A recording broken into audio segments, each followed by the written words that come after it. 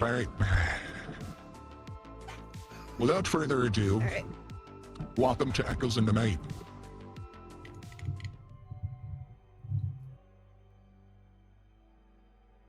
Take it away.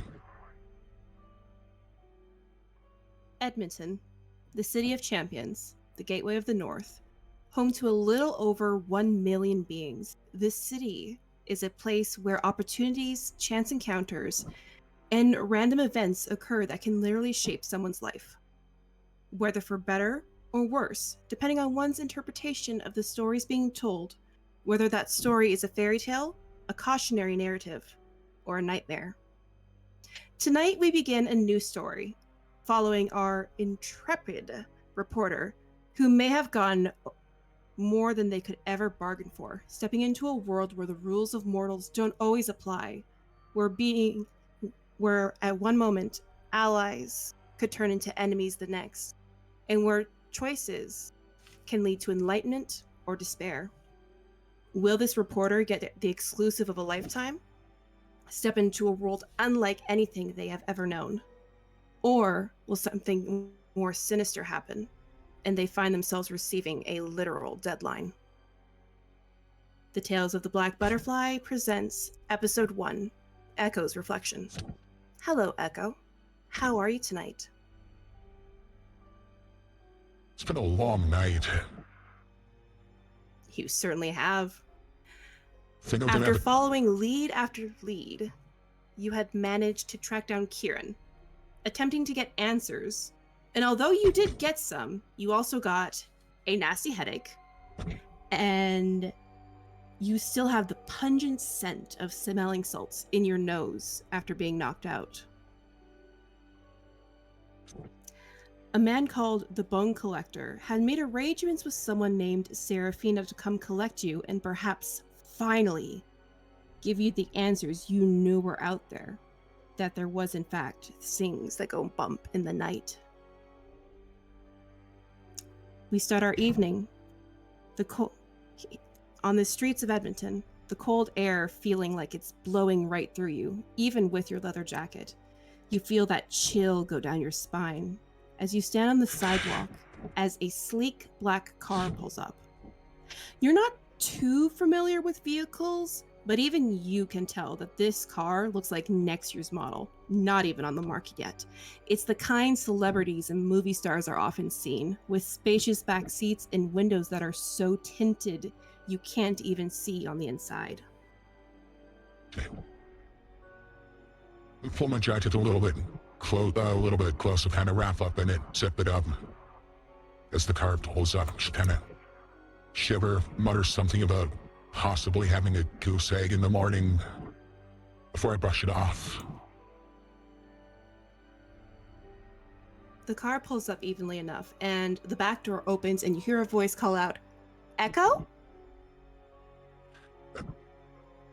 Yeah? Ah, excellent. Come on in, my dear. I looked up and down the street and hesitantly climb into the car. The door closes, and sitting in the back seat, you see a rather stunning woman. She's wearing this black silk dress with this silver trim on the top that catches the light in certain ways, and hair done up in that effortless type of bun that you know usually takes hours. She has this effortless beauty about her as she looks at you with a tilt of her head. Huh. A heartbeat. How interesting. So you're human, I take it. Oh. Yes. Sorry. Oh, my apologies. I got caught up there for a moment. I'm Seraphina. I understand we have a shared acquaintance with the Bone Collector. Echo kind of brushes their messy black hair out of their face. Blue eyes kind of looking at Seraphina. for a moment.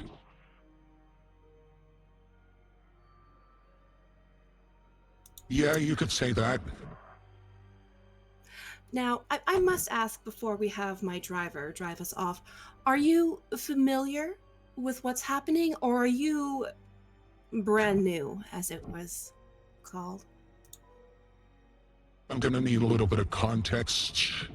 Familiar with...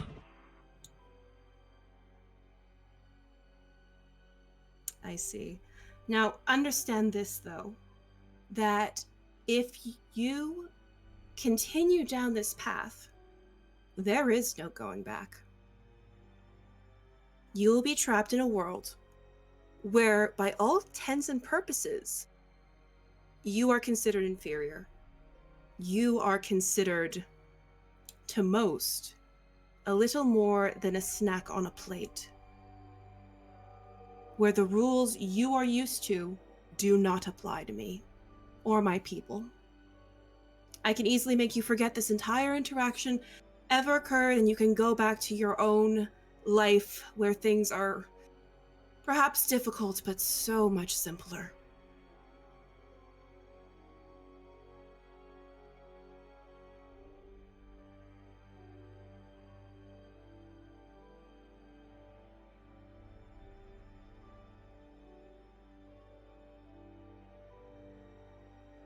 Do you? And what is your answer?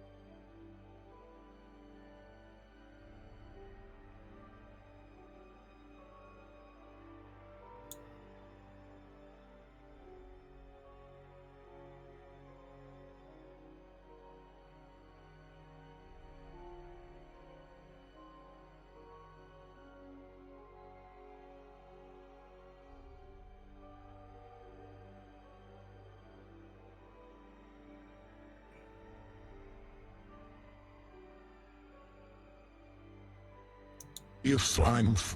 Sorry, give me 1 second. I was muted on Twitch, apparently. No worries. I'm gonna go through that spiel again. I know what you're saying. I think I understand. I'm not happy with my life. I haven't been for a long time. I haven't really been able to explain it. I haven't really been able to explain it, but it's always felt like something was missing. Until tonight. I was only able to guess at it. After what happened earlier, what I know is that this is most likely what I've been looking for. There's something else, too. If I'm forced to go back to the life that I've lived up until now, with or without knowing what I found tonight, I probably won't survive. My life isn't really anything special. I'm struggling to survive at best. I wasn't meant for the world as it is, and I don't know how to survive in it. I can't even hold a normal job doing the thing I love to do, because the way I want to do it is seen as fringe and extreme. Conspiracy territory.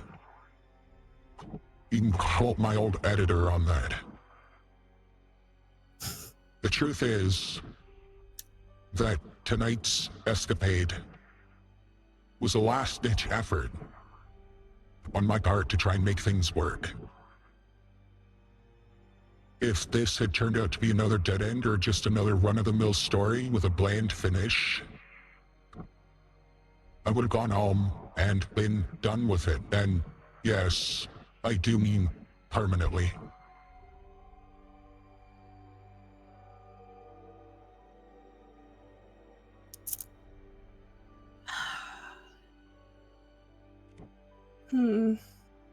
And you chose to go after Kieran. That was not smart, dear. Not these nights, unfortunately. He's been going through quite a bit. I didn't know that.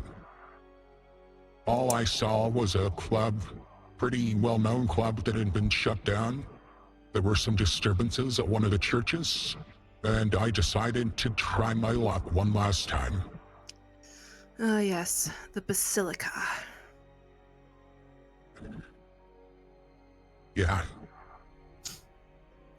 Well, in that case, it looks like you're being brought into the fold, she says. She knocks on the window that's dividing the back seat from the front seat, and you feel the car begin to move forward as the driver seems to have taken that as his cue to start going to. You're actually not sure where you're going.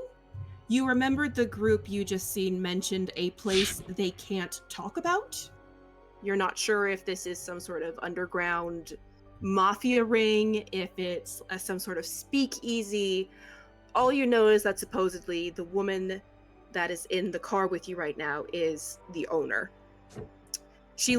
As the car starts to go, she leans forward and opens the compartment that's in there, and she takes out this bottle of amber liquid.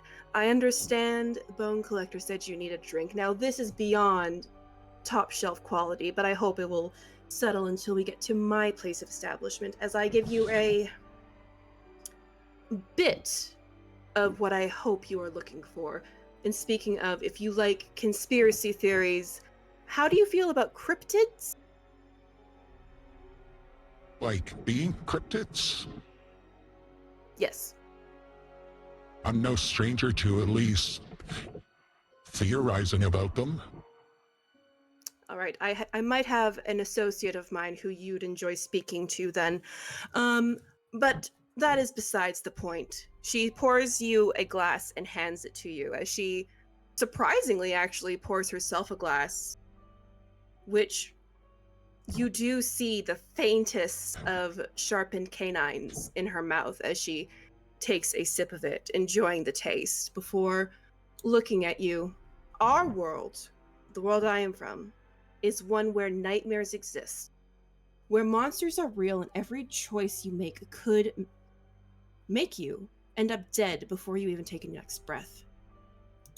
It is not one that humans typically get to see unless under very select circumstances.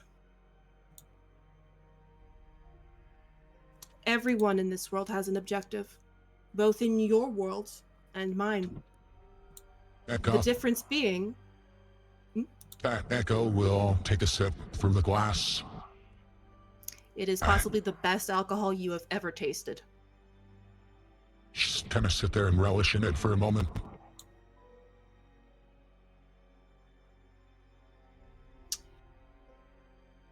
But all I needed that. I imagine. I find as of late speaking with Kieran and the Bone Collector has caused myself some headaches, unfortunately. But the difference is, in your world, typically, there are people you can trust. In mine, you can't trust anyone. Or at the very least, there's very few people you can trust. One moment they're your best friends, your closest allies, and the next they stake you in the heart.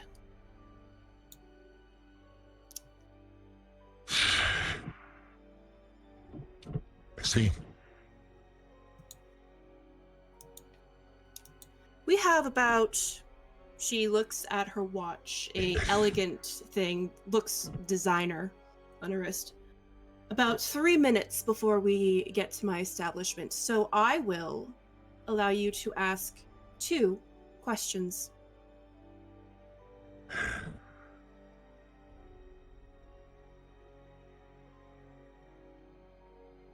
The first is... You can see Echo pause as they kind of look around for a moment.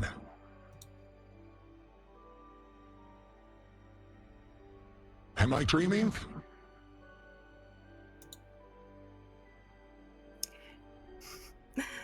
Seraphina reaches over and pinches your cheek rather hard.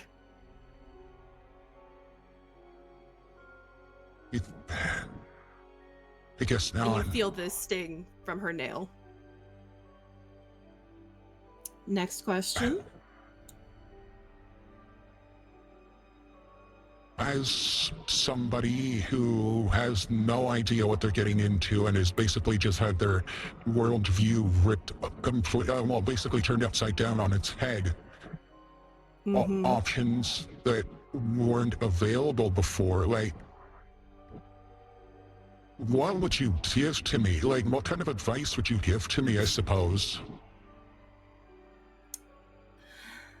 Oh, darling. That is a loaded question. The advice I give to you could be very different from what the advice other people could give to you. For example, some people would say we should just kill you for even knowing about this. It really, when I say humans typically don't know about us, I was not exaggerating. It is, I wouldn't call it a club, more like a masquerade we all must play. We have to make it seem like we're just the same as everyone else. My advice to you, I understand you're a reporter. There are certain things that should not be written about. There are certain things that you should not speak about.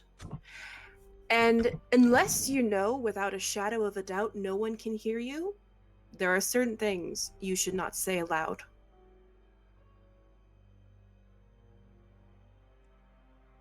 I have so many questions.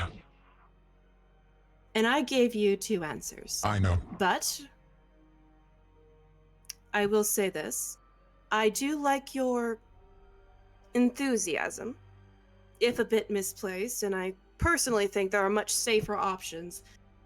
But unfortunately, hearing what you said would happen if you hadn't discovered anything, and my previous occupation, I can't exactly let you go without knowing you'll be safe. So we're going to my establishment.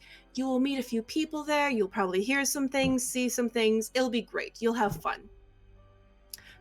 There might be an explosion or two, depending, but it's fine. The car pulls in up alongside some buildings, and Seraphina gets out without a word. Echo, come along, dear. Echo will follow, putting the glass kind back on the car seat before they hop out.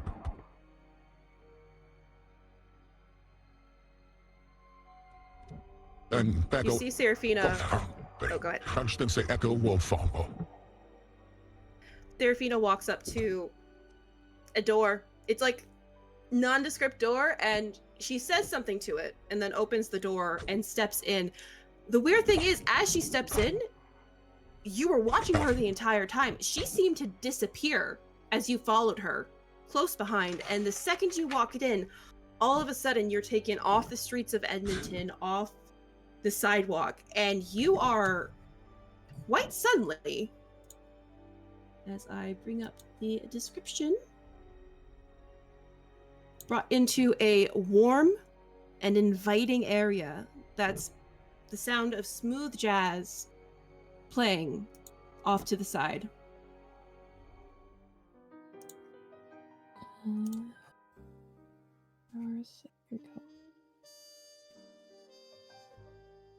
Well, jazz is definitely very good start. I find it calming. Echo just kind of stands there for a moment and listens to it. The moment you step into the main entryway, you can feel it. An almost sacred hush fills the air, undercut by an undeniable sense of indulgence. The deep crimson carpet swallows the sound of footsteps, while candle sconces flicker along the walls, casting long, shifting shadows. A stained glass window catches your attention, depicting a peaceful field under a dusky sky. The window is filled with black and red butterflies, their delicate wings caught mid-flight. At first glance, they're nothing more than art frozen in time, but the longer you look, the more they seem to flutter, an illusion of movement that defies reason. The light flittering through the glasses shifts with the slightest breeze, making the butterflies appear to flit across the pane, as if eager to escape the room. Seraphina walks up and to who appears to be the host of... Actually, no, not the host. She walks up to a man who had been leaving a side room. And she's like, Raph, there you are, my dear. She walks up and gives him a kiss on both cheeks. I have a favor for you.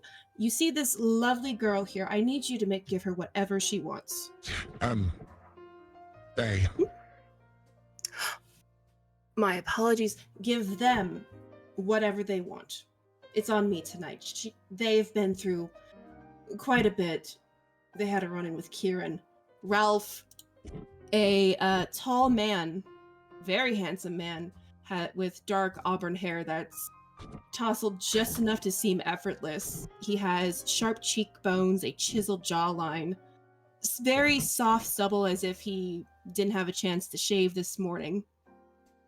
Amber eyes that are somehow both bright and feral as he looks at you with this sort of roguish charm like, oh yeah, what happened?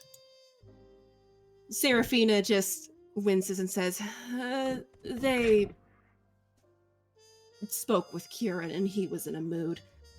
Raph goes, ooh, yeah, you need a drink. Come with me, sweetheart. And he begins to lead you out to the main area where you begin to see the true depiction. Beyond the entryway, the pulse of the house thumps from the stage and bar area. The bar stretches along the far wall, a gleaming slab of dark mahogany backed by more stained glass, depicting scenes of decadence. Crimson velvet covers the bar stools and booths, each polished to a high sheen, while brass accents catch the warm, flickering candlelight. The scent of incense hangs thick in the air, mingling with perfume and alcohol. You see a stage off to the far side where it looks like there's a lull in the performance right now, as if they're getting ready for the next act, perhaps. The room is packed. You see several people of different shapes, sizes, ethnicities, genders, just mingling, having fun, speaking very openly about anything and everything. As Ralph leads you in and he says, welcome to the Velvet Pussycat. It's quite a place. Very... Indeed. Very decadent. Well, it is a burlesque house, so... Ah, that makes so much sense. Alright, come on. Let me get you something. On the house, technically it's on Seraphina, but she owns the house. So he walks over behind the bar, gives the other bartender a firm slap on the shoulder as they cross paths, seemingly getting ready to either a shift change or one's going on break. You're not sure as you walk up to sit on a stool. So what can I get you? Or do you want the menu? Do you have a preference? That's a loaded question. Most are. Echo kind of looks around for a moment. The bar and the bottles behind the bar. What would you recommend? Well, we got a few signature drinks. Anyone that you like in particular?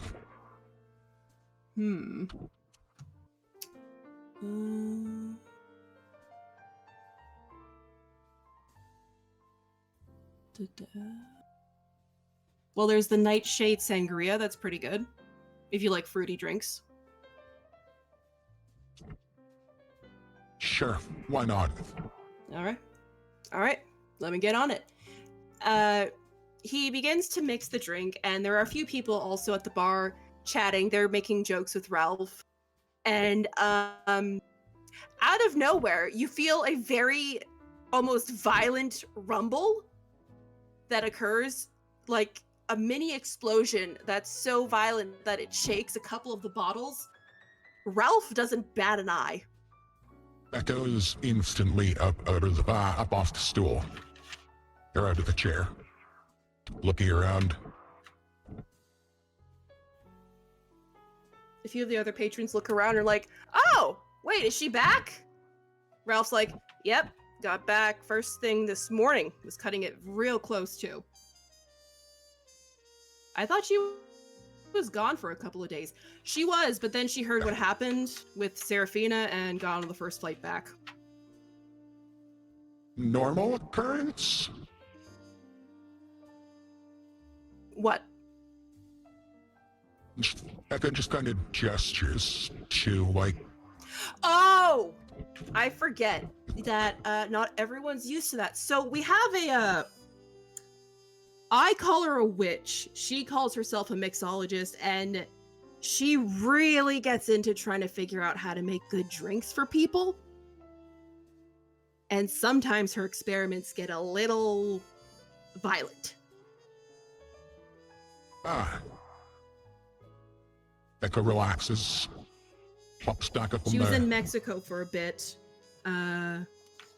getting some new tequila orders for us from a company. Also, a little side adventure of hers. A patron beside you chuckles. They sound like... Have you ever heard that voice that it sounds like they smoked from the time they were born? Yeah, I know the voice you're talking about. Yeah, they have that voice. Just... Did she find it? Oh, no. Listen, you know what happens. The second I ask her if she found the latest weird creature, she will not stop talking. And I love the girl, but I can only handle so much of her bouncing. So, no, I have not asked if she found the goat eater. I'm not gonna ask. Please don't. The second I do, it's like she has super hearing. She will track us down and she will go on a tangent. So no, just let her have her explosions. Barry? He then he puts down a coaster in front of you and places down a sangria glass with this beautiful dark purple color with some berries in it and a little umbrella. Because who doesn't love a little umbrella? And here you go. One Nightshade Sangria. Echo picks it up. Kind of looks at it for a moment. Gives it a bit of a cursory sniff. And sips from it. It is very fruity, but not unpleasantly so. It also goes down very smooth, similar to the alcohol that you had in the car with Seraphina. I'm gonna have to remember this place. Oh yeah, that remembering it won't be an issue. Talking about it will. What? Okay, tell you what. You got do you have like a piece of paper and a pen? I think so. Becca reaches into a pocket and pulls out a notepad and a pen, passes it over. All right.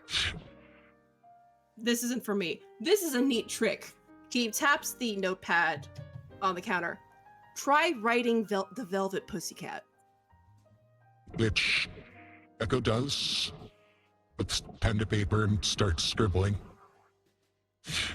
Every time you try writing the Velvet Pussycat, it's almost like, you know when you try to remember how to spell a word and you know how to spell that word, but you start second guessing yourself, and it forces you to stop and think. It's like that. And then when you try to do it slowly and you get as far as writing the, and then as if by some sort of force, you are not able to finish the rest of the name. Okay, I'm gonna have to ask about that, but Neat trick, right? I've never encountered that before. Yeah, it gets even better. Because if you leave the building, you can't even say the name. How does that work? You're new, aren't you? I'm sorry, I'm gonna need a little more context. This is gonna be fun. So, sweetheart, magic exists. Basically, we got a couple of magic users here who have a bunch of spells put on this place as security measures. The mixologist, the witch, she's one of them. The reason she came back was we had a slight issue earlier this week, and she didn't like the fact that somehow it got past her wards, so she's been hard at work putting them up, so hopefully what happened before doesn't happen again. But basically, there's a couple of rules in this establishment, which I'm surprised Seraphina didn't bring up, but she also has a lot on her plate right now. So, rules of the Velvet Pussycat. You can't talk about it outside of here. Think like Fight Club. Okay. No violence is allowed within these walls, both physical and verbal. If you try, you will find yourself no longer on the premises, and you might not even find yourself on the same continent.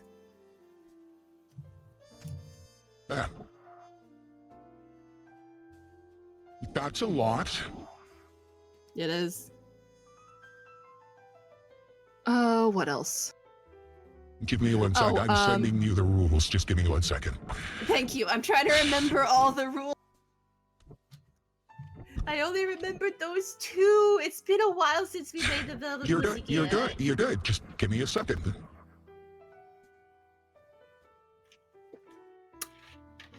How we all doing so far? You guys having fun? In your DMs. Enjoy. And my D. All right.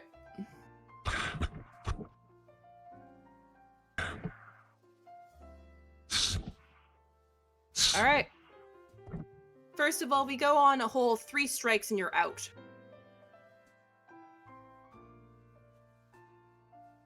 First offense, any sort of violence that occurs, the magic that's working to make sure we stay safe, basically any damage you would do to the other person gets back onto you while the other person gets healed. Second offense, when you do something that hurts someone, and you do it knowingly or unknowingly, you get teleported outside the premises to a random location on the planet. This could be in another planet, another city, another country, another continent. One time, a guy ended up in the middle of the ocean. Was only saved because a boat was passing by. There's also no restrictions on when the offender shows up either. It's weird. I don't try to understand it. The third offense, this hasn't happened often because usually people learn their lesson. If you do a third offense within the confines of this place, let's just say you won't be standing for long, and, well, we're going to need a broom to get rid of the after effects. Lastly, you might find this either hilarious or infuriating. What happens here stays here. You retain the knowledge of what happens in here, but you are forbidden from talking about anyone you see in the bar, any of the goings-on, any identifying information about anyone. So you could go out and try to tell your friends how you got to meet and speak with a very handsome bartender, but aren't able to, which is such a shame.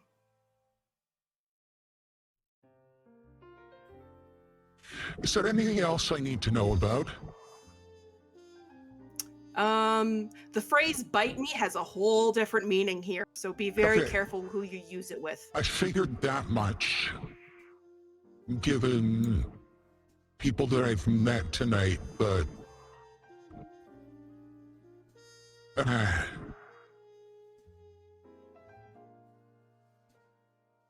Okay. Okay. Echo takes another sip from the glass. She kind of smacks their lips a little bit. Would you put in this? One second, Brandy, red wine, and ingredients. blackberry. It's brandy. Sorry, one more time. It's brandy, red wine, and blackberry. Brandy, red wine, and blackberries. It's quite nice. Thank you. One of our signature drinks. Okay. So, I mean, Seraphina picked me up, answered Yes. a couple of questions and whatnot. What do I Sounds do? about right. She picks up strays a lot. What do I do now?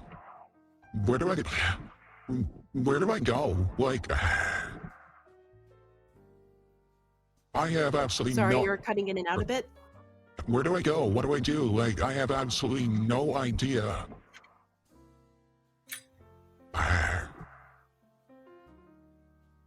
basically just had That's up some to of you, my sweetheart. wildest dreams shown as real, and I'm at a loss. Yes. We've all been through that when we first get introduced into this world. It's not fun.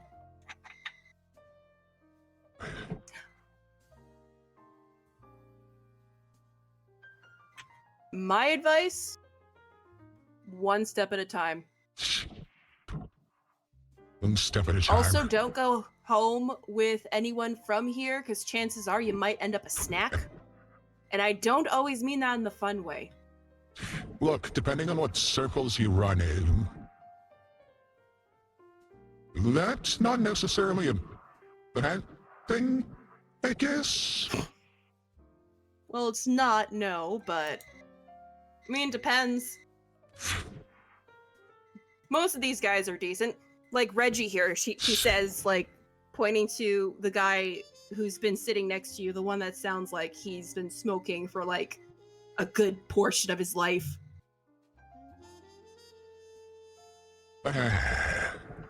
I've got nothing. I'm sorry. Echo just kind of looks over at Reggie.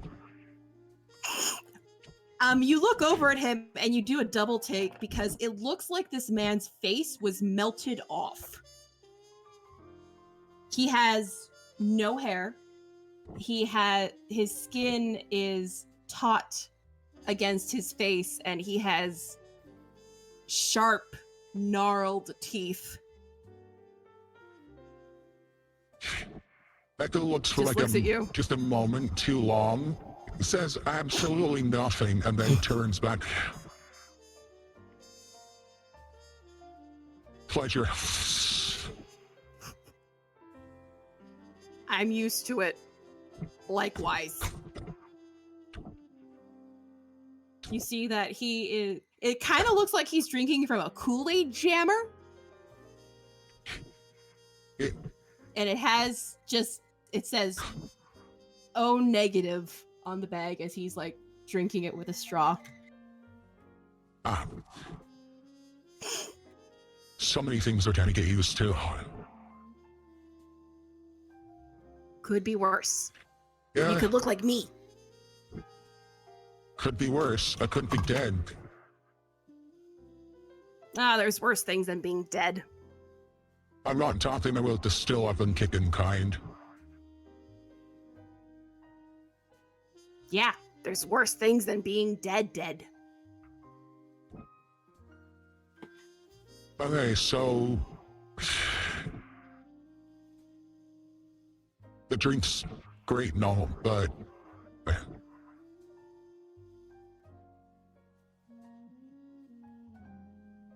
I don't know. Seraphina said I was like. She said she wanted to make sure I was safe. Did you say something concerning? I don't know. My life is weird. I still don't know where to go or what to do. Well, what were you gonna do before you got here?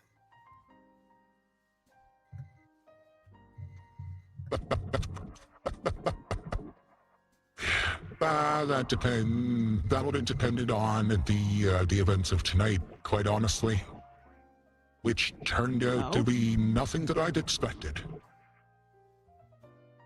Finding out we exist typically doesn't.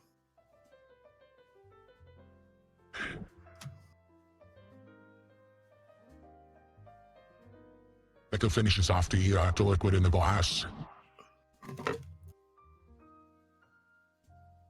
Flops off the chair.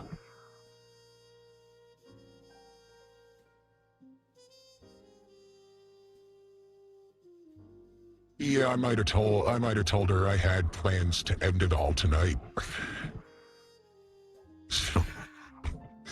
Yeah. Understandable then? Yeah. Given what she is, though, one would assume that would be the least of her worries tonight. Yeah, there's some things she kept from when she was human. So Once upon a time, she used to be a nun. I'm gonna file that away for later. I have questions about that, but that's not here for tonight. So, are you... Am I... like her? I don't know. He leans forward and just like smirks at you. What do you think? I'm the new one here.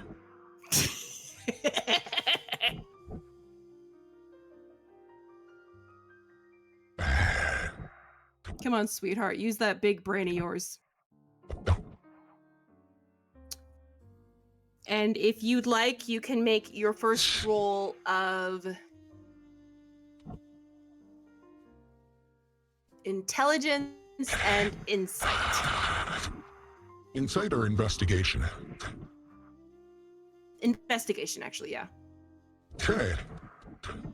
Intelligence is 3. Investigation is 3. Ooh, I got a decent spread for investigation. I like those odds.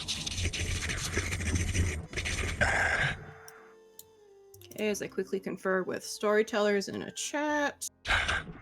3 successes.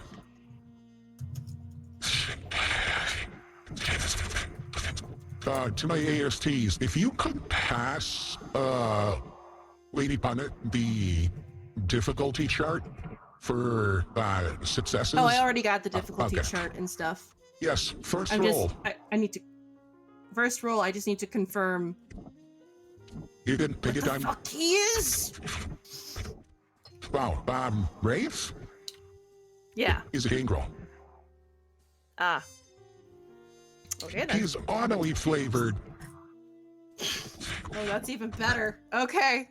Well, I mean, he's not not hyper like Audly, but he's same clan. Yeah, okay. One moment. You look at this guy. You really look at him. You notice that his ember eyes, bright, feral, they have an almost predatory gleam to them.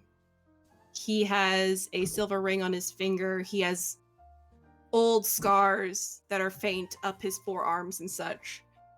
And as he grins at you with that devil-may-care grin, you notice that his teeth are a bit sharper than what normal humans' teeth would be. Not just the canines, but actually a couple of the back ones behind it as well.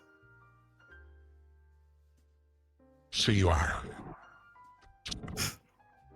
I'm a different flavor than her, but yeah. We'll file that away for later. Oh, you're gonna be fun. I hope you keep coming around. Don't know what else I do. My entire life just got upended tonight.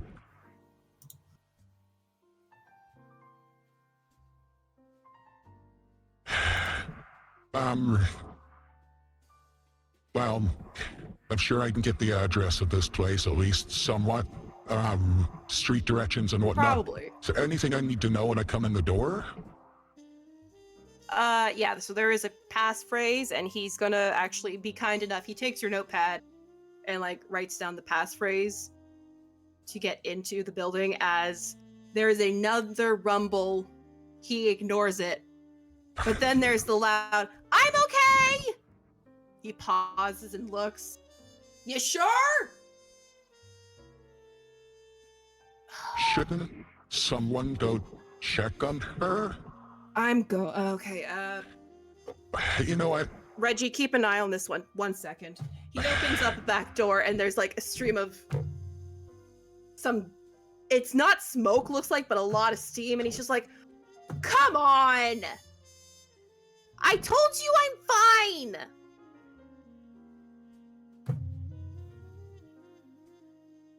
Okay, you know what? Fuck it. Hey, we got someone new out here! And you suddenly hear the fast clicking of heels. New? Yeah. And he looks at you and says, sorry.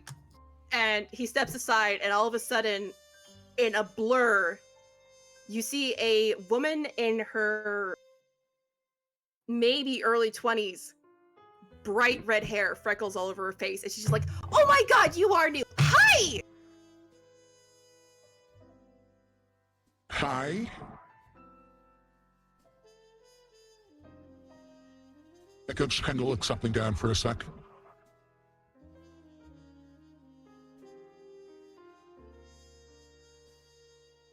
And you are? Oh, I'm so sorry. We don't get many new people around here too often. And I was away for like a month because I was getting tequila down in Mexico for Seraphina because our usual tequila dealer was being ugh. And also I was looking for something. I am rambling. I am so sorry. Hi, I'm Ro. Echo. You're... I love that. You're a happy one. I get that a lot.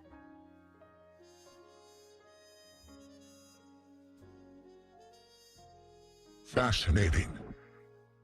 Yeah, so she shakes your hand. She does it very vigorously. You also notice her hands are freezing. So I'm guessing, when for a split sec, Echo looks back at Rafe. Is everyone around here? Oh, no. I mean, we got some, like, of our feral cousins. There's actually, correction, some of my feral cousins. You shouldn't call them that. You know they don't like it when you call them that. They think you're their cousins. I don't care what the flea bags think. They can suck it. Wow, that's a lot to process. I'm sorry, has he been doing that thing where he unloads a lot of information and laughs as you get overwhelmed by it? Because he's a dick like that sometimes.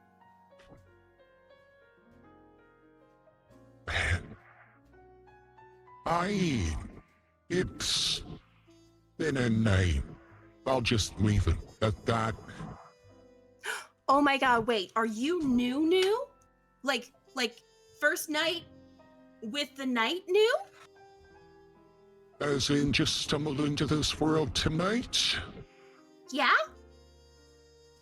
Less than an hour ago. Oh my god, and oh, you poor thing. Okay, I'm guessing someone brought you, so welcome.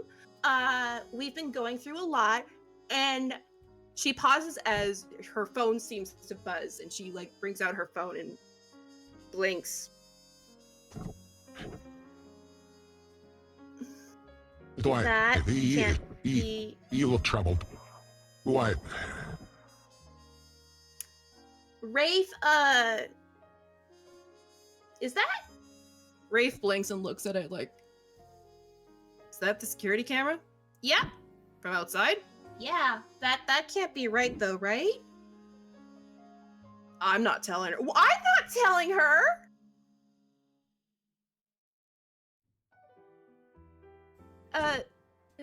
Okay, I gotta go show this to Seraphina. It was nice meeting you. Be nice. We should talk more. Rafe, give her my business card, and you see her like suddenly bolt off to look for Seraphina, and Rafe actually does. He still has like that cocky demeanor on him, but he does seem like unsettled. Okay, so she's the embodiment of ADHD. Yeah.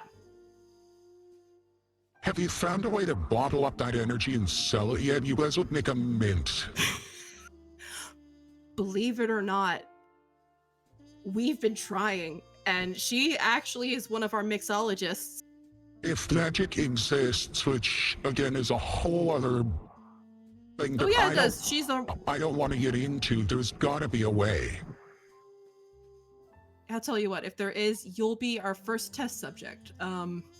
But yeah, no, she's our mixologist. She also handles a bit of our security with our wards and stuff, and there's just something going outside which shouldn't be happening right now. So, Such as? a group of reporters. A group of reporters? Interesting. Yeah, I'm assuming you don't want them poking around. They shouldn't be able to poke around. I don't know if you noticed, but this building isn't exactly noticeable to the mundane. Just like that, Echo's entire demeanor changes, like stiffens up a little bit, and is suddenly just all business. So, welcome to my area of expertise. Welcome to what I do for a living. Tell me, what are they doing? You want to see?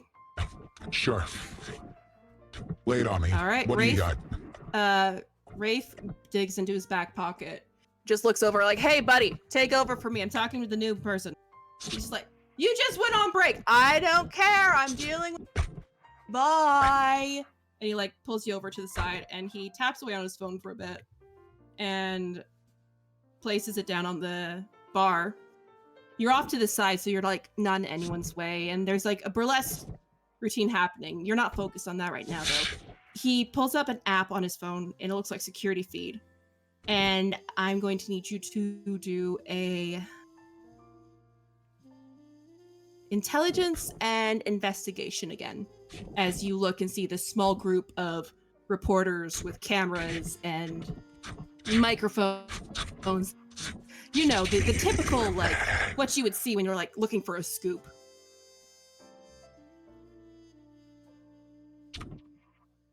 So...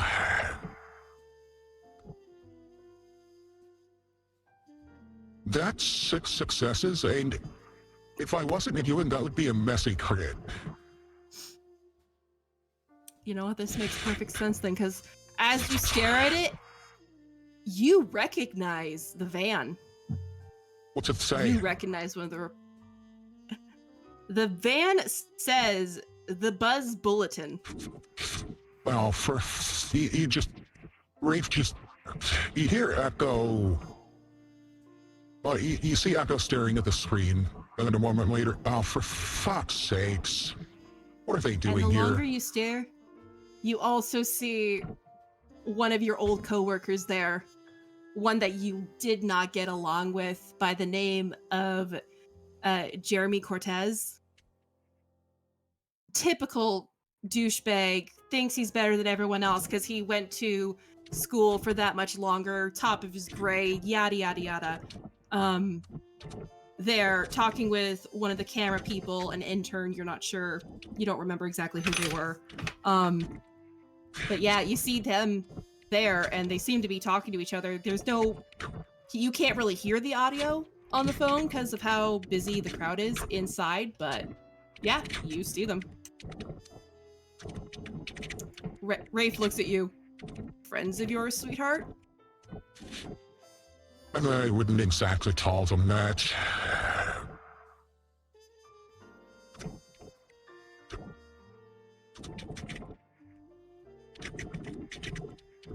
Give me 1 second. Mm-hmm. I wouldn't exactly call him that, or call them that. But I do know them. Well, at least one of them. Is that one of your guys they're talking to? He looks at the phone. Nope. Our guys know better than to talk to reporters. Do you know the guy they're talking to?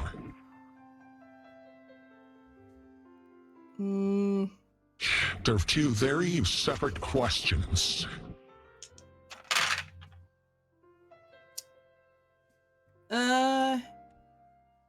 Kind of. They're not a regular here, but they come in once in a while. Like I said, though, they can't talk about this place. Yeah, I was gonna say, the moment you said the moment you step outside, you lose any ability to talk about this place in any identifying way. Yep. A reporter's worst nightmare. It's great. Yeah, you're gonna thank whatever gods you believe in for that. But journeys. He's all high and mighty. Thinks he's better than everyone else. Tends to poke until he gets exactly what he's looking for, but he can't get in here. You're absolutely certain he won't be able to find his way in? Not even accidentally? I mean, if we tell Ro and Anthony about him, he'll never even be able to get within 10 feet of the door. He's not the kind of person you want in here. All right, then. 1 second. He brings up a group chat that says work. Why don't you go get in touch with Ro and Anthony, you said? Yep. I'll see if I can distract our little friend here. At least for a little bit. How much time do you need? For them to do their magic? Yeah. Knowing those two? 10 minutes. Done. All right. Sounds good. I'll be able to get back in here when I'm done. Just use the password. Ethel looks at the piece of paper for a second, memorizes what's on it, and shoves the paper in her mouth. You could have just handed it to me too, you know, but okay, do what you gotta do, he says, chuckling as he walks off to look for Ro. And Echo will turn around and head right back out the way they came in. Okay, you walk out into the open air.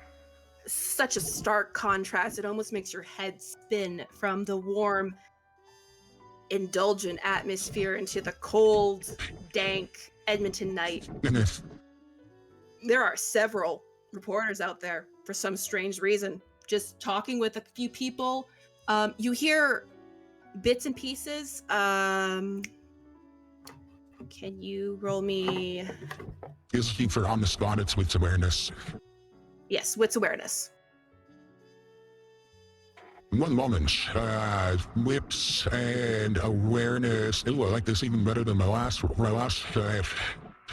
dice full. Let's do it.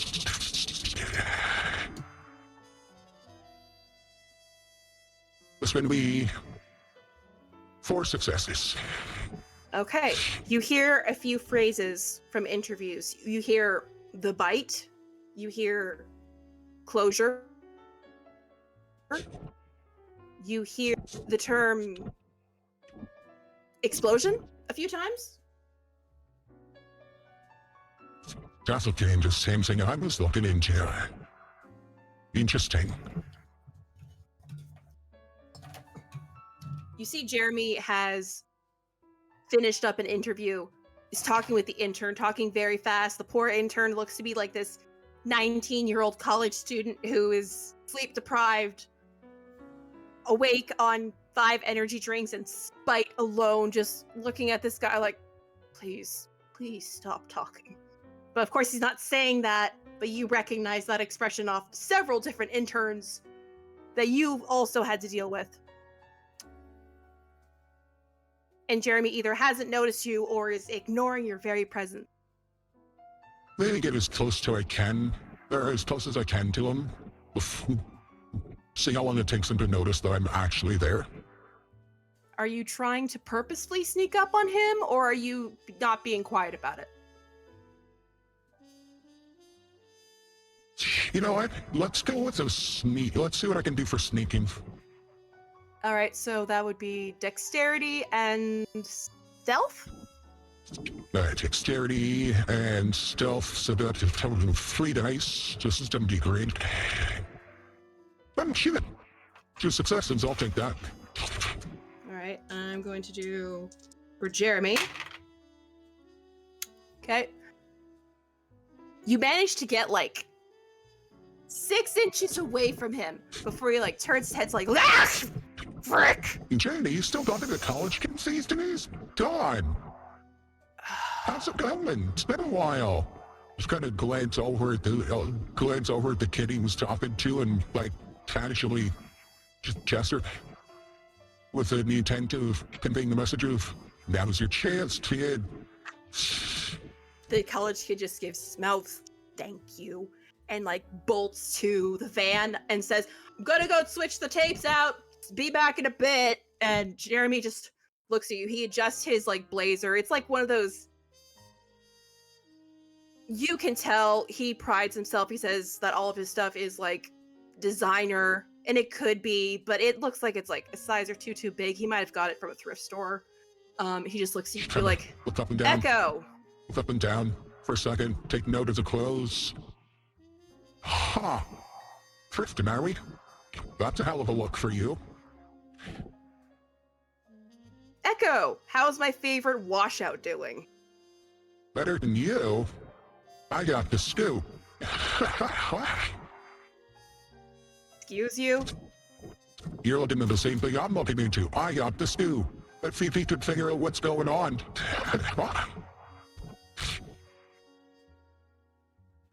I fail to see how you could have gotten this. Because I ran into the owner of the club, that's why. Just pop and be in the right place at the right time. You ran into Kieran? We've been trying to get a hold of him for the last 2 nights. Yeah, good luck with that. He's an extremely busy guy. How'd you get a hold of him then? You're a nobody. Like I said, right place, right time. Well, is he in the area? Because apparently he was spotted around here not too long ago. Yeah, not anymore. Sorry, you missed out. How's it feel to be second rate?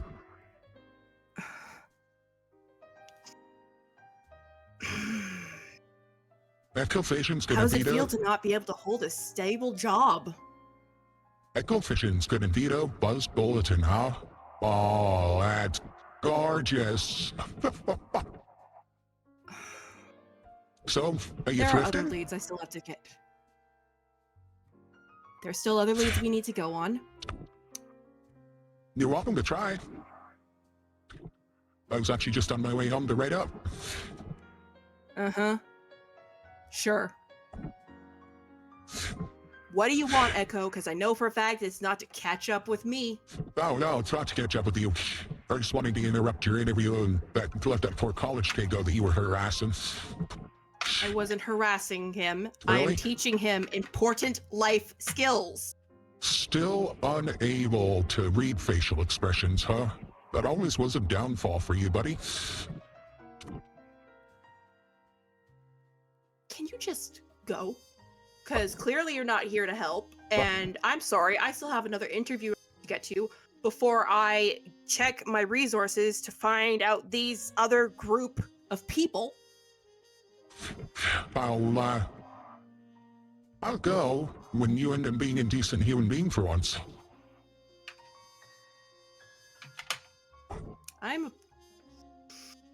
You know, Echo, what's the you matter? could Cat have got been your tongue? something if you weren't. I'm not interested in hearing from a 2-bit reporter who can't figure out how to write a good story without having to do things for shock value. I can write a good story, I'm just not writing the kind of stories that your shitty editor wanted. It's not what I'm interested in. And if I remember correctly, you lack that gut instinct. Always doing what you're told, always on point. You know, by the book. Thinking you're better than everyone else, huh? How's that working out for you? Well, at least I know I'm better than you. Yeah, that's opinion at best. I don't need to be better than you. I just need to not be you. See, you're the type of person that'll burn out in about 20 years, realize you've got no friends, and that your family thinks you're old and crotchety, and that you're really no fun to be around. Even your, nieces and nephews don't want to be around you. You'll find out that all your contacts have dried up. And then, of course, when your looks start to fade, people are gonna run and scream away from you. Echo, It's a lot better being good. It's a lot better to be somewhat halfway decent on the inside than to be absolutely rotten on the inside with the looks. Listen here, you bitch. I'm and listening. before I can continue, you ain't got nothing worth listening to. before it looks like he's honestly about to take a swing at you before he has his body seems to have like one of those violent shudders you get when a random chill goes down. He's like, ugh. Go on. Go on. Do it. Shut Do it. Shut I know up. you want Just to. Hey, shut up. I can't even look at you right now. He brings out his phone. Okay, great. Kid, we're going to, what's it called? The old Riverside Healing Center. I'm getting away from this idiot. And gets into the van and drives off. The other reporters all also seem to have similar effects. Like some of them actually like double over in pain. Just like, oh, what's that? Just, we gotta go. And you're the only one that seems unaffected by this. word of advice, get a better boss. Within like a couple of minutes, you are alone on the sidewalks of Edmonton. The night air breezing by as the reporters all leave one by one, either to go home and write their stories, find new information. Apparently one's going to some sort of healing center, leaving you by yourself. What do you do next? I will turn around and just walk right back towards the door I came out of. You enter without issue, and you actually see Ro there. Her hand is bleeding as she's just like humming as she's like drawing sigils. It's like, hi, Echo. You good? Oh no, I'm fine. I kind of need to do this. She's holding a ornate silver dagger in her hand, and you notice that her palm has like a slit down it as she's just like finishing drawing some sigils. And dot. There we go. All better. She sheaths the dagger and she puts it in like one of those little bags that has like the different enamel pins in it, and just zips it up It looks like one of those lounge fly bags, almost the size roughly. And she like wipes her hand clean with a rag. Thank you so much for being a distraction for that. We need to avoid Seraphina for a second though, because she is kind of pissed and she is making several phone calls right now and text messages to see why they were outside our business. I know who they are, I know what they were looking for, and I know who they work for. Also, oh my god, I need to take you to Seraphina then! Also, no thanks needed. I surely enjoyed that. Fucking pompous asshole. I enjoyed watching it. It was hilarious. I love it when assholes get put in their place. It is my favorite thing to do. Ralph actually like had it up on the big screen in the break room. It was great. But yes. So y'all were watching that? Well, a couple of us were. The dancers couldn't because they were like in the middle of a set, and some of us still had to work. I had to do this. She gestures, and you look over, and you see actually the blood sigils that she had made were being absorbed into the wall, leaving like a clean slate. I needed to do that to get rid of the other ones. Okay. Which, by the way, I had to use your saliva to make sure that you wouldn't get repelled as well. I hope that's okay. So first, how? What? That cup I drank from earlier, of course. Yeah. But also... Don't worry. I washed it, though. That was kind of cool. It was. That's what I do. I can't tell you everything, and I really shouldn't be telling you this to begin with, but not many people appreciate the things I do. I guess technically what you would call it is blood sorcery. But basically I specialize in like wards and stuff to prevent people or meanies or sometimes the odd ghost from like getting in. How do I learn to do that? Well, you can't, because you're currently alive. Oh, okay, never mind, forget I asked. But, if you ever are in need of a ward or something, I mean, you helped me a lot, because if you hadn't distracted them, I was worried they were going to try, and that is like too distracting to do while I do the wards. So, I owe you a small favor for helping me with that. That fella reaches into an inside pocket of the coat. Actually pulls out a business card. Scribbles a phone number on the back. It's got Echo's name, Echo's logo, and just a web address for the blog. Like for the actual like news publication. I also run a small Blue Sky account, which you can get to me in real time if you need to get hold of me.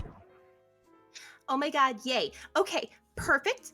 But yeah, so if you want, I'll take you to Seraphina so you can tell her who that was about, so that way she can send her people to go deal with that, because I'm not allowed to deal with mortals anymore due to an incident that happened not too long ago where I got a little...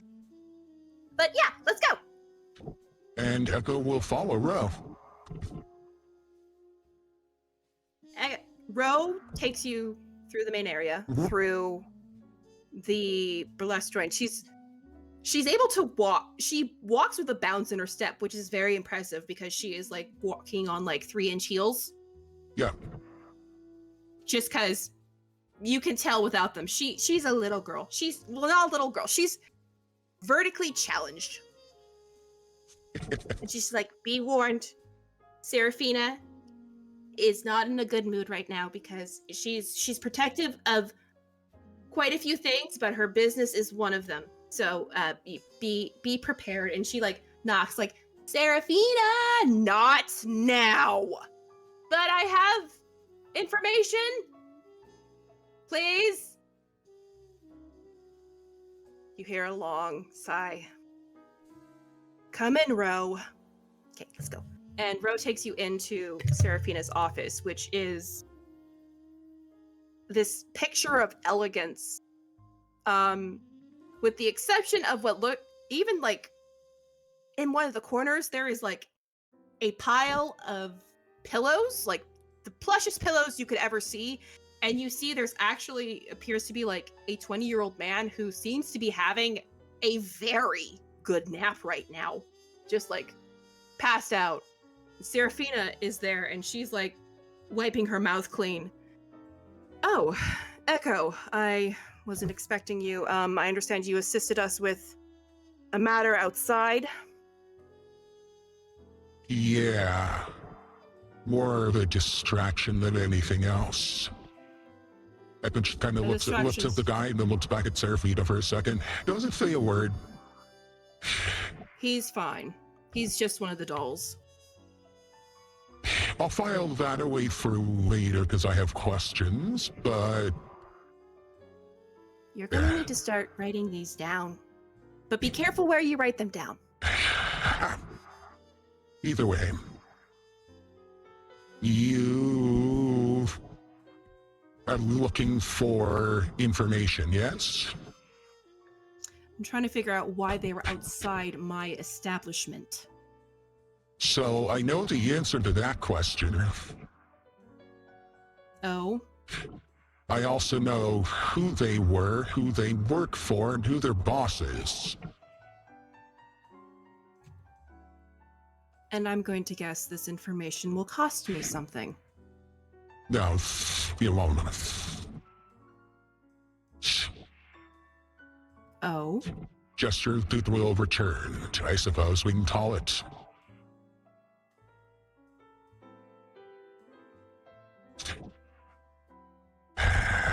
So, the company... Have a seat.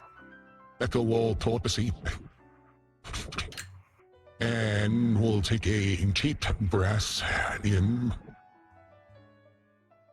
before basically just giving all of that information over. They're working for Buzz Bulletin. The guy who was out front is Jeremy Cortez. Fucking pompous asshole. Dude means me not bad a few pegs, honestly. Like, thinks he's better than everyone else. His editor is actually my old editor. And as for what they were looking for, they were looking to find out why the bite was closed. I fail to see why they need to be outside my establishment to find that out. They were looking for the same information I was looking for. I see. Not gonna lie, the but once Jeremy, for a short little bit, was absolutely great when I told him I had the scoop. It doesn't go past me, but it was a satisfying look on his face. I imagine. Still, I can't have that going around. I can give you his editor's direct phone number if you'd like. I would like that very much, and I know just the people to send to deal with that. We can have some persuasion. And I know just the people to send to have a very constructive and persistent talk with your old editor. Becca reaches into a pocket, pulls out a business card in a pen, scribbles a number on the back of the business card, hands it over.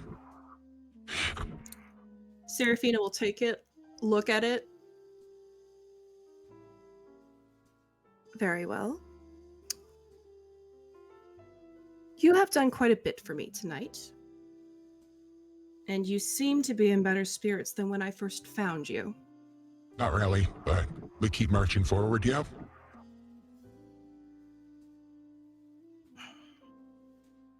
Maybe I can make something of myself, who knows?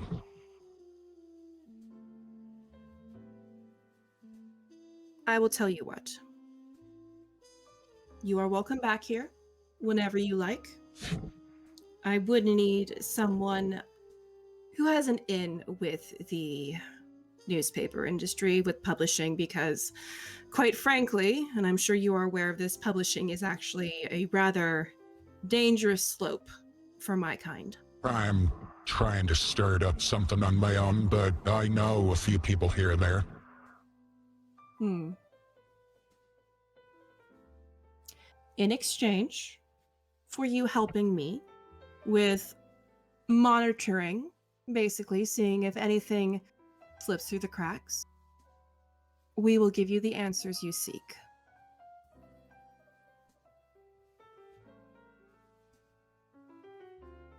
Within reason.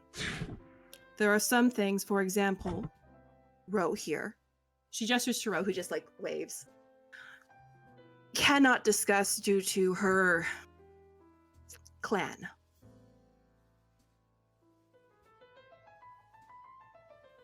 Fan, is that why she's able to do that sigil stuff? Her blood magic, yes. I'm not able to do it. Only those... The more... Well, since I already said I'd give you answers, I believe Wrath once referred to it as different flavors of the same tree. What time? I believe I saw you sitting next to Reginald earlier. I think he was called Reggie, yeah, makes sense. Yes. Nosferatu.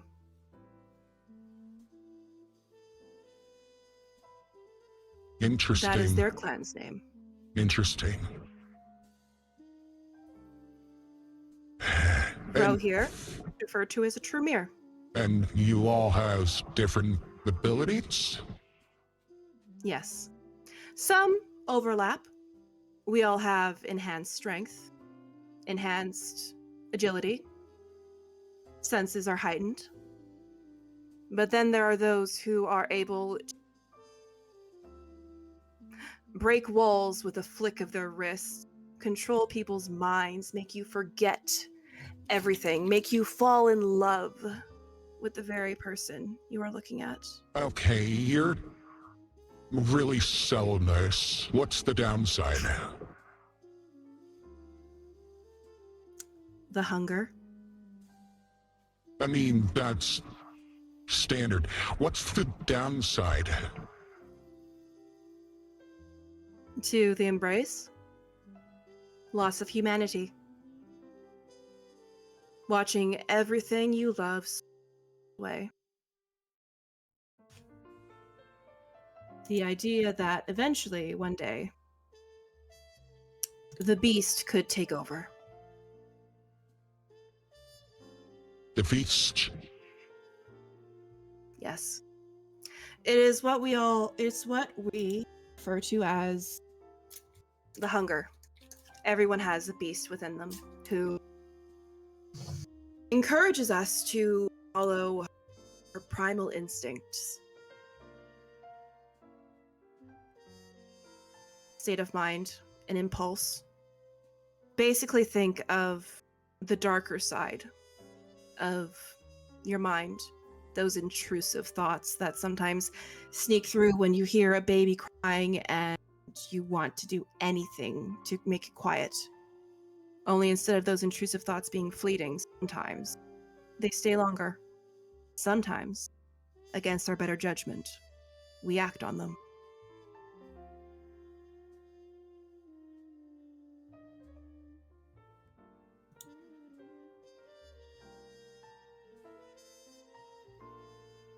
So you have the ability to manipulate things?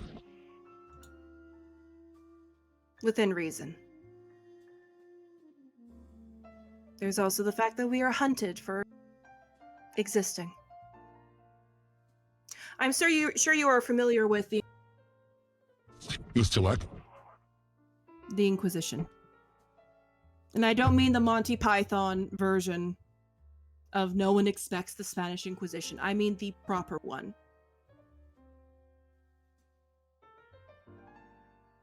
Talking about...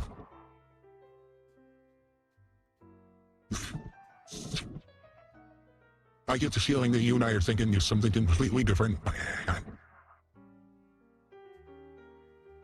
Being hunted. And that still happens to this day. There are rules that we also have to follow that not everyone would.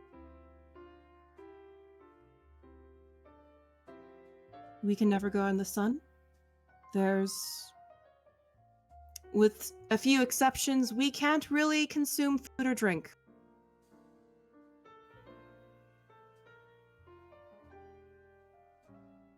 And sometimes, as you get older, more often than not, you feel your humanity slowly edge away until you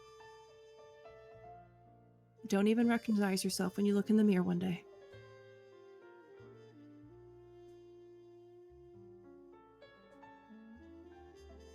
It was offered earlier tonight. Not surprised. I'm gonna guess the bone collector? Yeah, I said no. I'm wondering if that was a wise choice. It was. I don't think so.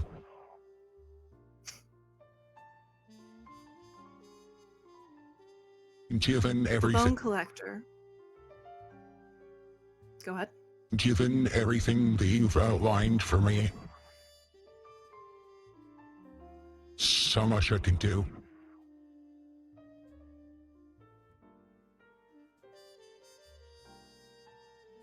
The world would literally be my plaything.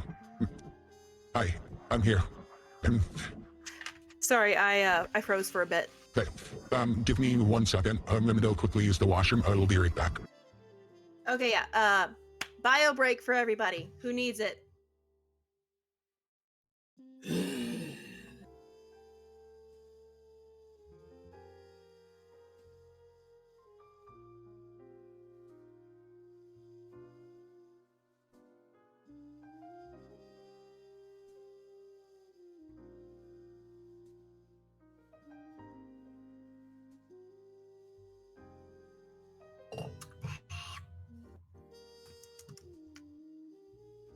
How we doing?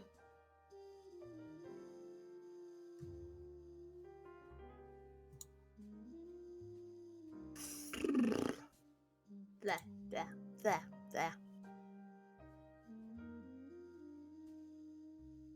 Okay. So far, no one's died. I call that good. You guys seem to like how I'm doing the characters. That's fun. I sent the news truck off to get his foot crushed. That's great. My cat is judging me. Ro is back. Thank you for loving Ro. Oh, that reminds me, I gotta put a picture of her up. I have a picture of Miss Ro Shellwood. 1 second. 1 second. 1 second. 1 second. Miss Ro, where are you? Da, da, da, da, da, da, da, da, da, da, da, da, da, da, da, da, da.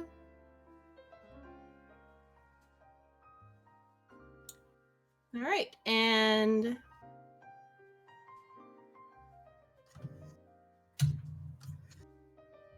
all right, there we have Miss Rose Shellwood, the mixologist and witch of the Vampire Pussycat. Or not the Vampire Pussycat, the Velvet Pussycat. New and improved vampire version.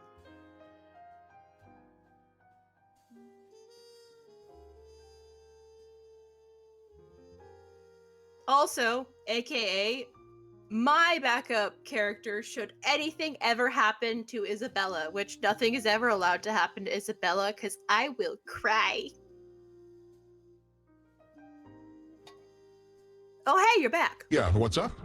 Oh, I was just saying I'd cry if anything happened to Isabella.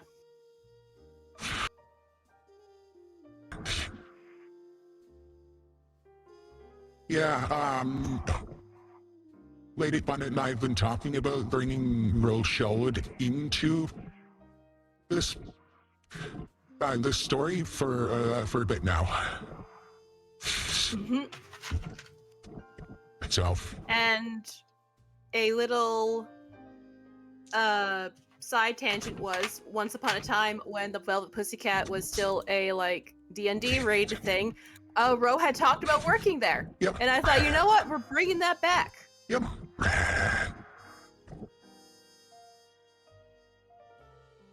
So now she's back and she is ADHD incarnate. Love Okay. it. Absolutely And we love are getting back into scene. it. I was offered a chance earlier this evening. I turned it down. I said no. Not sure that was the smartest thing I've ever done now.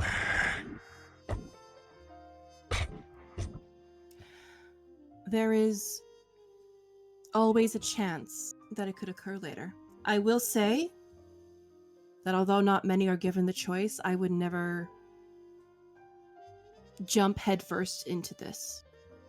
This is something you have to take a long time to consider, to think over, to understand everything you could be giving up. There are so many things I can do. I can make a name for myself. I can survive. You don't have to fear. Not the way I currently do.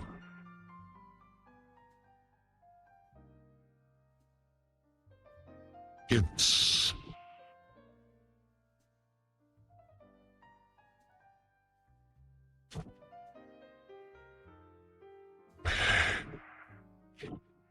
I've been a writer for most of my life, and stuff like this is something only you only just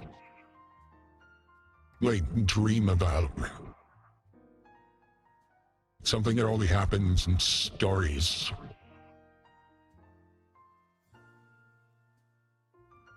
And yet, despite all of the rules that you say you have, for some reason here I am. Mm-hmm.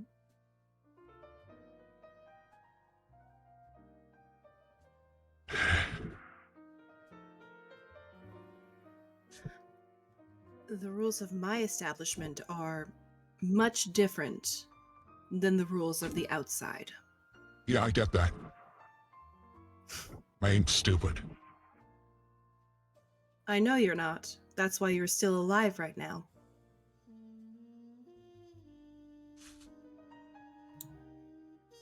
The only thing that bothers me is it seems from what you were saying, every, what did you call it, branch? Has their own set of specific talents. I don't do well within the confines of rigidity. I never have.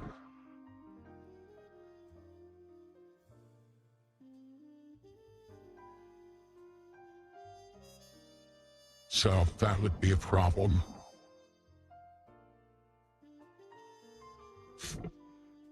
Indeed, that is a problem.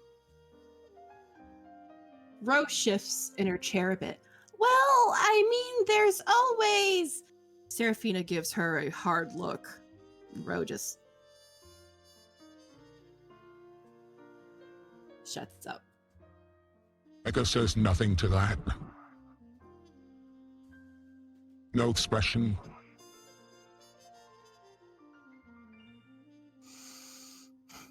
What's it like?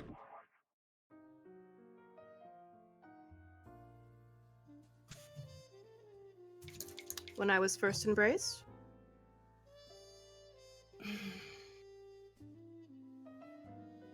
Power. It's different for everyone. For me, it felt as if I moved into a new body. For others, it's painful. Sometimes I miss it, being human, being able to walk out into the sunlight. Something as simple as drinking a cup of tea and not having to worry about it all coming up later. I wouldn't change this for anything. I know there are others who do not feel the same. There are some who willingly wait on top of rooftops as the sun rises.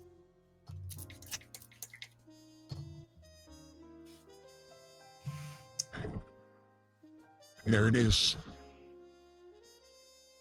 Despite everything that you've been through, and I'm assuming it's been a long having been through, everything you've Are experienced... you calling me old? No.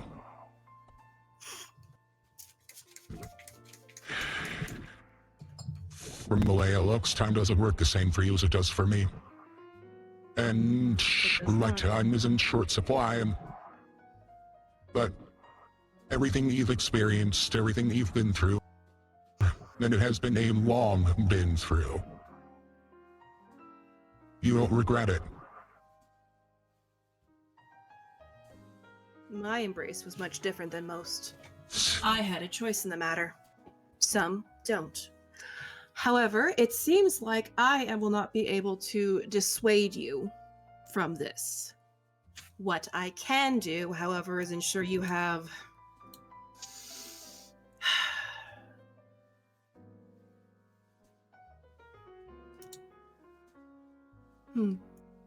time. Time is an interesting concept. I want you to take your time and seriously think about what it would mean to become one of us. And if after a certain amount of time, your thoughts have not changed,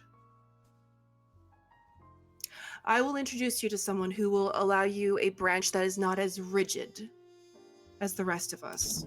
Be forewarned, though. This clan that I know of is not one to be trifled with, and it is not one that has a high survival rate. Funny you should mention that. You picked me up tonight on the edge of a cliff, literally staring into the abyss.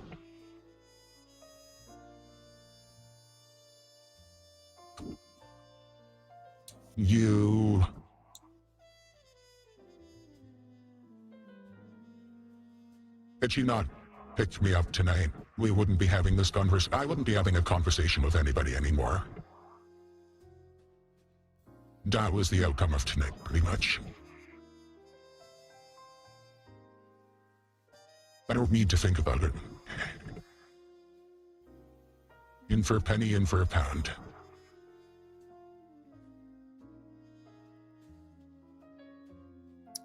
Maybe I can do better than whatever the fuck I've built. Make some good of that, make some good choices. Make something of myself. Be productive.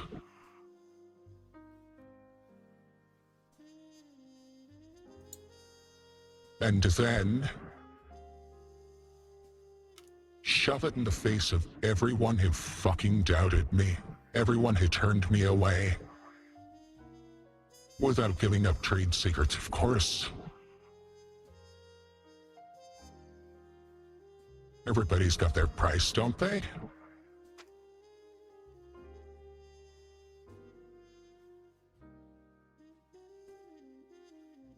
Should we talk? I mean, I barely know you, but we talk. It's almost like old friends, for some reason. Where you say caution and warnings. See a glimmer of hope. Maybe things don't have to be this way. maybe things will turn out alright after all. I don't know if that makes sense or not, but yeah. Perhaps it's because you remind me of someone I knew a long time ago. Ooh.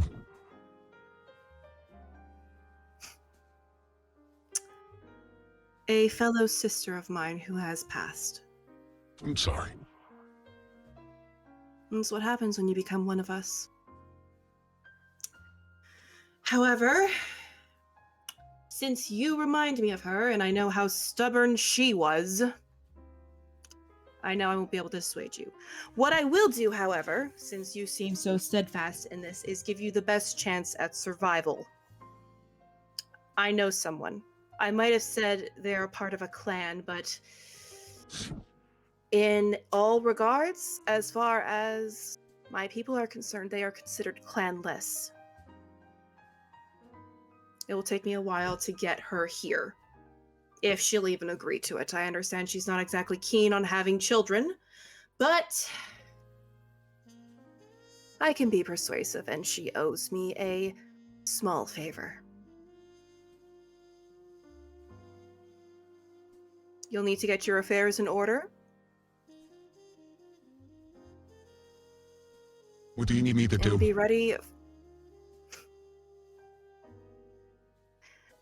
ready for any questions that may arise on why you suddenly can't walk out into the daylight, and clean out your fridge. You won't be needing it anymore. I'm going to have Rafe take you to your car. You're going to get a good night's sleep, and then tomorrow you will return here and see if I've gotten a hold of perhaps your future sire. And that is where we are going to end session today. One moment. For those of you watching on Twitch, thank you very much for being here. Appreciate you all. This is only the beginning of Echoes in the Night. This has been episode 1, Echoes Reflections.